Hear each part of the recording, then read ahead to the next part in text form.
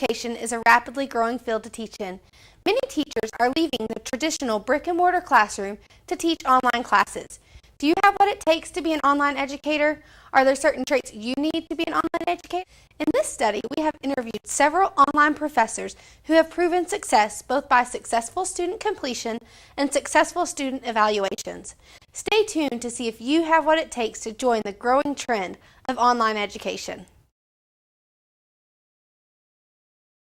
Communication is very important in online distance learning.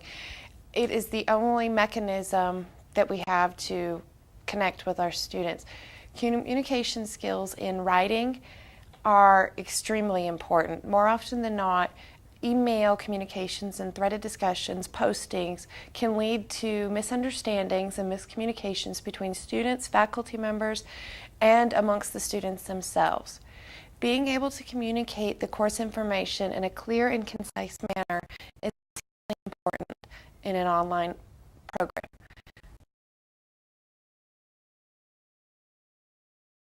Preparedness. You have to have everything prepared in advance, more with online, to have your stuff up and ready to go, where sometimes in the traditional classroom you can prepare your lecture the night before and give the handout to the students when you come in.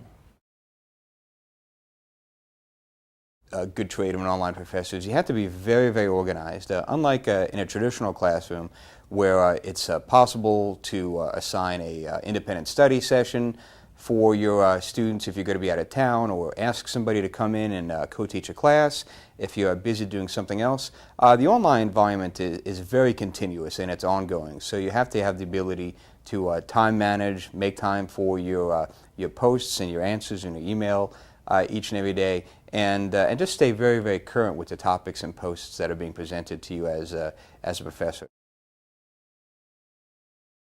Typically when you're dealing with an online environment, you're dealing with a non-traditional student, someone who's working full-time, who's taking the classes, doing it at night or on the weekends, and online. I mean, in the classroom, you're typically dealing with more of a traditional student who is not working full-time, usually working part-time.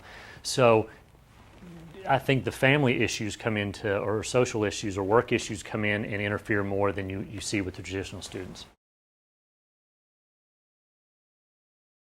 These involve things like student having family needs, responsibilities, work-related responsibilities. Some of our students are in the military and get deployed.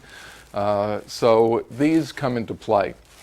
And in all of these sets of problems, the most important thing is dealing with the student in a friendly, helpful, professional, courteous manner. The personal problems are the ones that come to me directly and kind of sit at my desk because we have nobody else on staff to handle those.